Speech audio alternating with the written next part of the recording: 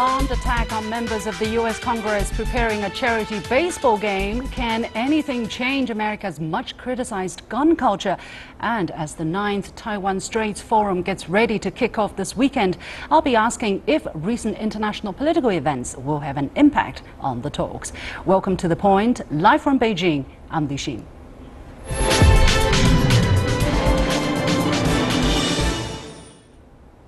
Earlier this week, a rifle-wielding gunman opened fire on Republican lawmakers as they practiced for a charity baseball game in Virginia. The House Majority Whip Steve Scalise was shot and remains in critical condition following the attack. The assailant died in a firefight with the Congressional Security Detail. It was discovered later that a Facebook account that appeared to belong to the assailant was filled with anti-Republican and anti-Trump posts. A GOP lawmaker said the assailant asked them whether Republicans or Democrats were on the field shortly before the attack. So the incident raises questions about the fallout of the heated political rivalry between the two parties and the security for members of Congress. For more insight, I'm joined in Las Vegas by Douglas Smith, former Assistant Secretary of the U.S. Department of Homeland Security, and in Boston by Dr. Dennis Hale, Associate Professor of Political Science at Boston College. Welcome to the show, gentlemen. Now, Mr. Smith, what do you think prompted the assailant to carry out such an attack? Well, I think that is still unfolding. The FBI, the Capitol Hill Police, many are digging back. Much as you just referenced, they're looking at his social media history. I think what we're seeing in the United States is a real spike in the rhetoric between the parties. And with that, I think we're seeing a lot of angst within the populace. There was a discussion of this gentleman that he'd been spending a lot of time living out of his car near a workout facility near this field, tracking this.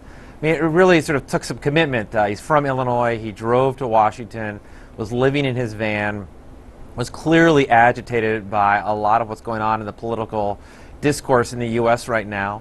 And by no means should that excuse it. I mean, what happened this past week is just absolutely tragic, and it's something we need to constantly combat against. But I do think it speaks to a bit of a larger problem going on in the U.S. right now, and given how the parties are so combustive and so, everyone is their enemy, and I think that rhetoric is spilled now into the general population. The one thing I would say, though, is just to remember that this unfortunately has been going on for many, many, many years in the United States. In the 1800s, I know my colleague who's on from Boston, there was a member of Congress from Massachusetts who was beaten almost to death on the floor of the United States House by another representative from the state of South Carolina in about 1848. So we've seen, unfortunately, violence in politics before. I think tragically, with the current rhetoric in the U.S., though, we're only seeing an escalation. History rhyming itself, apparently. Dr. Hale, the day after President Trump visited Scalise in hospital, he gave a statement. Let's first take a listen to this. And Steve, in his own way, may have brought some unity to our long divided country. We've had a very, very divided country for many years.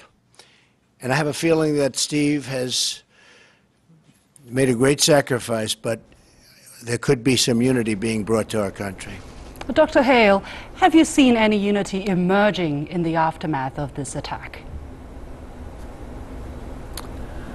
There has been some discussion, I think, from people in fairly high places about the need to tone down the rhetoric. I agree with my colleague here that the rhetoric has gotten pretty fierce.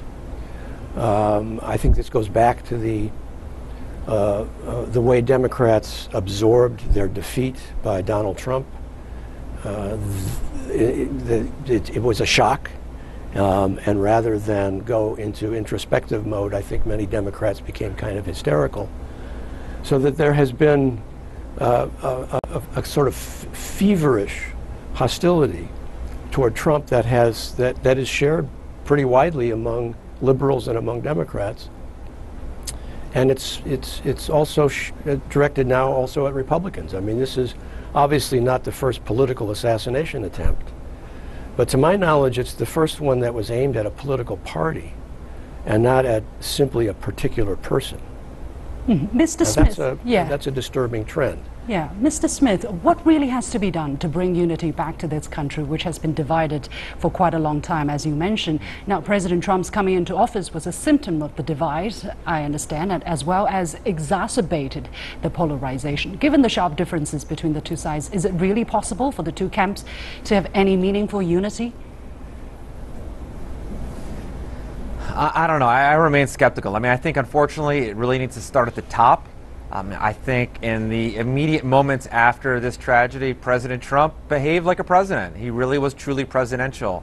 But it took very little time for him to once again pick up his Twitter account and begin lambasting out at people. And I think that is a kind of rhetoric and a fever pitch that just elevates everybody's blood pressure and does that. I think there were some interesting things in the Congress this week.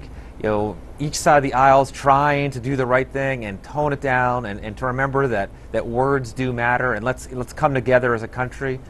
I'm reminded of my time in government. I vividly remember, as if it was yesterday, the massacre at the Sandy Hook Elementary School in Connecticut when all those children were killed. And for those very few brief days, everyone came together. What can we do about gun control? How can we solve this? How can we stop it? And it was really within weeks that it was forgotten. The families there still have to carry that tragedy with them for the rest of their life. I think, look, do I hope that we'll see a real change? Absolutely, of course I do. I want to see some unity. We as a country coming together, improving things. We have a lot of challenges ahead of us. I think tragically, though, as the days go on, this will fall behind us, and what we've seen will only continue to happen. I will hope that the president sort of raises his level of discourse and tries to temper things down a little bit and lead from the front. But as we've seen so far in the days afterwards, the rhetoric already seems to be coming back. Now, the incident has also raised heated political flashback, let's say, political rhetoric on both sides. Republican Steve King has blamed Barack Obama for fueling divisions that led to an attack on the Republican lawmakers, and Fox News host Sean Hannity also laid the blame on Democrats for the Virginia shooting, arguing the left had dehumanized Republicans and painted them as monsters. Dr. Hale, often what you're seeing in the U.S. are not civilized debate, but really ugly personal attacks. What's the danger of having such a political environment? Well, it's if you're driving through Southern California in the middle of a drought, get out the window, you can't pretend you didn't start the forest fire that starts an hour later after you're gone. So everybody has to understand we're living in a parched earth environment here, and sparks can cause a lot of flame. So everybody needs to be a little bit careful. I mean, I'm skeptical about the unity talk. It's inevitable that people will disagree about health care, gun control, what to do about the climate. These are supposed to be reasonable disagreements. And lately, I think, and I'm going to paint a kind of a broad brush here, but I think that Democrats are in a kind of hysteria mode as a result of Donald Trump's election. They haven't quite processed it yet. I think this is why we're seeing all this. We're still seeing talk about this fantasy about the Russians stealing the election. But if Democrats could calm down a little bit and try to think about what is it that we can do with the Republicans in the Congress. We don't have to spend all of our time talking about Donald Trump. He doesn't make the laws, after all. He only signs them. Yeah, let's talk about. There is some. Yeah, let's talk. Yeah, I'm sorry. Yeah, go ahead. Time is limited. Let's talk about another aspect of this thing. That is the security for Congress members. Mr. Smith, some Republican lawmakers said if Steve Scalise had not been there, the result would have been a massacre because there wouldn't have been any Capitol Hill police presence. Should members of Congress be given higher levels of security protection in the future? Look, I mean, I think that's a discussion that's been going on for quite some time. I know that the Capitol Police are incredibly fine and well-trained force and are always looking at threats to members. It does present a challenge. There are over 500 members of Congress they would have to be protecting. And with that, I mean, tremendous amount of resources. And the reality is 99% of them aren't ever in a threat situation. This was a horrible situation that happened.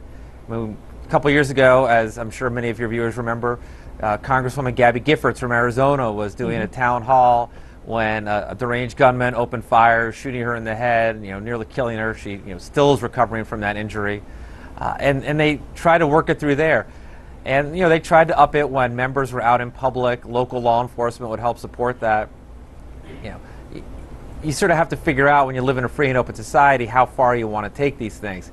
Do I think that they are going to look long and hard at this? Absolutely. And do I think they're going to look long and hard at some of the challenges around gun control? Yeah, I think they will too. But so far, at least, it would appear that this shooter bought the weapons that he had absolutely legally. Clearly, he had some mental issues, but the weapons he bought legally, and that makes it very challenging. So that sort of speaks to the larger subject of how far do you want to go to take some of these high-powered weapons off the street. Yeah. So the expression in the United States is the cat is out of the bag, and on this one, the cat is very much out of the bag. There are millions and millions on the street, so now what do you do? Yeah, Dr. Hale, now some lawmakers are saying they need to better protect themselves by bringing firearms to the Capitol Hill. What is your opinion on this? Do you think it would be a good idea for congressmen and women to carry guns? Well, I'm not opposed to concealed carry weapons in general. I mean, concealed carry holders tend to be more law-abiding than average citizens, in fact. At least that's what the stats show. I'm wondering why this guy was able to buy a gun in Illinois. Presumably that's where he bought this gun. That's where he lived, and that must be where his permit was from, since he did have a criminal record and a lot of cases of violent assault, which I assume would have prevented him from buying a gun if those laws were being adequately enforced in Illinois, and perhaps they're not. So do we need new laws? Maybe, but we probably should enforce the laws we've got to the extent that we can do so. Mr. Smith, in fact, many are citing what happened as a reason to roll back the restrictions that are currently on the books. It is said that most conservatives still believe that the only way to stop a bad guy with a gun is to have a good guy with a gun. I mean, in the old days, Hollywood movies would always have the good guys wearing the white hats and the bad ones wearing the black hats. It all seemed easier back then. But how do you tell the difference now? Yeah, I think unfortunately that's always an easy answer. Yes. I think tragically it just doesn't really work that way. The reality is that I worked in a highly regulated law enforcement, national security environment. Would go to the range, train, had extensive training. And I would talk to many of my colleagues who were 25, 30-year, highly trained federal law enforcement agents. When they came home at night, the first thing they did was open their gun safe, put that gun in there, lock it up, because they had kids in their house, and they would use their baseball bat as a primary tool. Tragically, carrying a gun comes with it a tremendous amount of responsibility, and if you're going to want to sort of push that out further, the only way to really do that is to really enhance training. And as to my example, the people with the most training understand just what a powerful tool it is to have on their hip. I actually think that it would be just a horrible idea for the average member of Congress to be able to walk onto the floor of the House and carry a gun. We've seen how quickly they react with violence with their mouths. I'd be worried what would happen. I mean, it comes with a lot of responsibility. It requires a lot of training, and something tells me there's not going to be an appetite to enforce the training to back up having that concealed carry permit. Yeah, 1 minute left. Dr. Hale, 52 shootings since the beginning of 2016. What can be done, if anything, to reduce gun violence in the United States? Well, the gun violence happens mostly with illegally possessed guns in the hands of young men in cities. That's not the only kind of gun violence, but that's the majority of the gun homicides, and those are not legally purchased guns.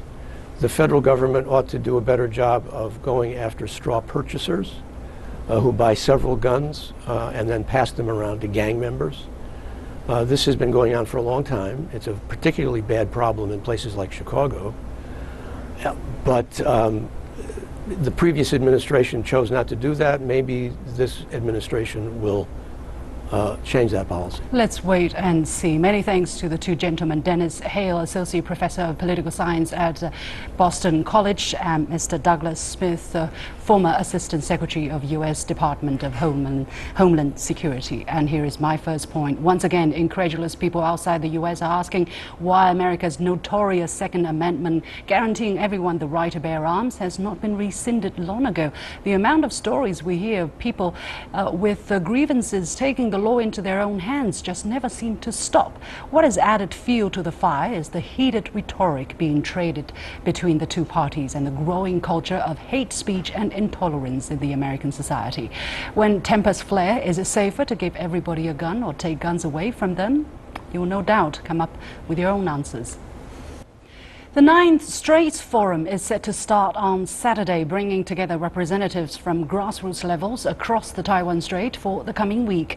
Chinese top political advisor Yu Zhengsheng is expected to be there. Now, this year's forum has attracted particularly high participation, with more than 8,000 delegates from Taiwan expected to take part. What made this year's forum special, especially when the U.S. Foreign Affairs Committee on Thursday urged President Donald Trump to expedite a new round of arms sales to Taiwan during a hearing on U.S.-Taiwan ties. This recommendation comes just 2 days after Panama cut its diplomatic relations with Taipei, which is seen as another diplomatic success by the Chinese mainland to further isolate the island. For more, I'm joined in the Beijing studio by Professor Wang Yiwei, Director for the Institute of International Affairs at Renmin University. Professor Wang, thank you and welcome back to the studio. 2017 marks the 30th anniversary since the two sides of the Taiwan Strait broke isolation and started people-to-people communication. What is special about this year's forum? I think the diplomatic relations between the mainland China with the Panama, I think, is for more than it's more economic logic. It's not want to isolate Taiwan, but de facto, of course, Taiwan fails to be isolated again because it's only 20 so-called diplomatic relations they have. And the Panama, for a long history relations with China. The 10% of the Panama people, they have the blood of China, because they're later of the Qing dynasties. They want to have the canal of the Panama. They need to walk labels from China. So now many overseas Chinese live in Panama. They work harder, and then most important, I think, that after the Belt and Road Summit, I think we need to build more connections between the Pacific and the Atlantic. Many Latin Americans, including the Brazilians, the #1 trade partner is China. So we should pass from the canal of the Panama to cut the reduce the costs of the trade between China and the Latin American countries.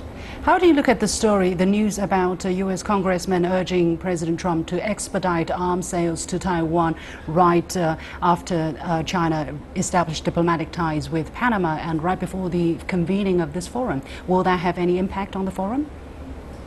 Well, actually, the arms sales to Taiwan actually scheduled in April, but postponed because the improvement of the relations between China and the United States. For the President Trump, make the phone call to President Xi after the New Year, and then improving the relations. And arms sales to Taiwan actually is, according so-called the Americans, the act of the Taiwan Relation Act. That is so-called the domestic law of the United States. In the mainland of Chinese, of course, is interfere in domestic affairs of China. So U.S. even reiterate that they run China policy, but in the U.S. eyes, the one China policies include the Taiwan relation, the three communicas between United States and the mainland of China. But the mainland China, of course, only recognize the three communica, not recognize the Taiwan Relation Act. So this is according to the Americans' domestic logic. They sell arms to Taiwan to make money. And is that going to affect the people-to-people communication across the Taiwan Strait? In what way?